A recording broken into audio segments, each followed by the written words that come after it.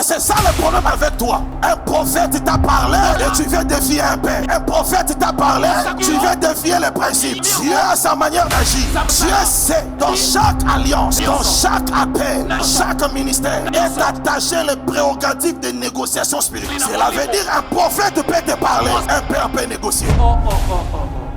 C'est par la foi qu'Isaac bénit Jacob et Ésaü en vue de choses à venir. Qui est Isaac? C'est le père. Jacob et Ésaü, ce sont le fils. Ce n'est pas Jacob et Ésaü qui ont béni Isaac. Parce que dans notre royaume, dans le protocole divin, ce n'est pas le fils qui bénit le père. Dans le protocole divin, c'est le père qui bénit le fils. En matière de bénédiction, que la bénédiction soit spirituelle ou matérielle, la bénédiction a 4 sources. Première source de la bénédiction, c'est Dieu, qui est la source originelle. Deuxième source, Christ, qui est la source fondamentale. Troisième source, c'est l'alliance que Dieu a traitée avec Abraham, qui est la source doctrinale. Quatrième source, c'est une source sacerdotale. Là, c'est lorsque Dieu passe par l'homme de Dieu pour te bénir.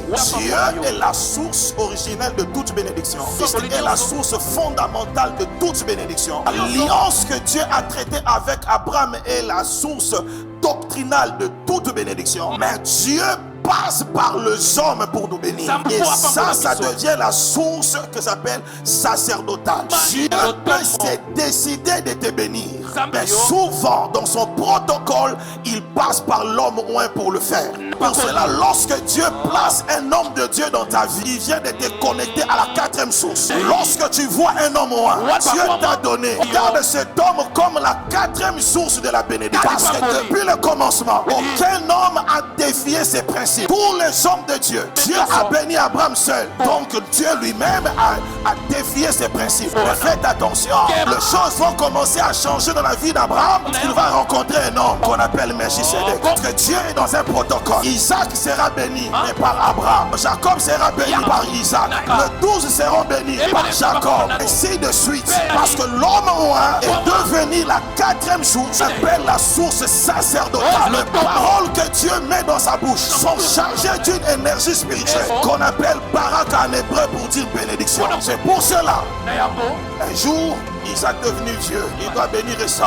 Pasteur, il dit à Ésaü, va à la forêt, attrape un gibier, prépare-moi un mets comme j'aime pour que mon âme te bénisse. Oh! Alléluia.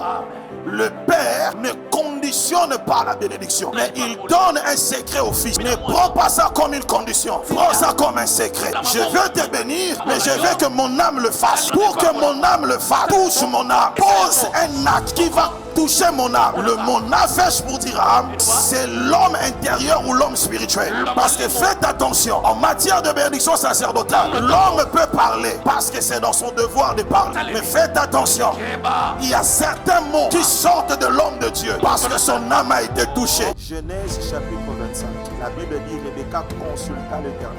Et l'Éternel dit à Rebecca, 2 nations sont dans ton ventre. Le dernier sera plus grand que le premier. Qui sera plus grand? Le dernier. C'est qui le dernier? Jacob. C'est qui le premier? Et qui a dit ça à Rebecca? Dieu. Maintenant, Isaac dit à Ésaü, va chercher du gibier, je vais te bénir. Réellement, si c'était un Quinois, si c'était toi, tu allais dire quoi? Qu'Isaac fasse ce qu'il veut faire. Dieu m'a dit.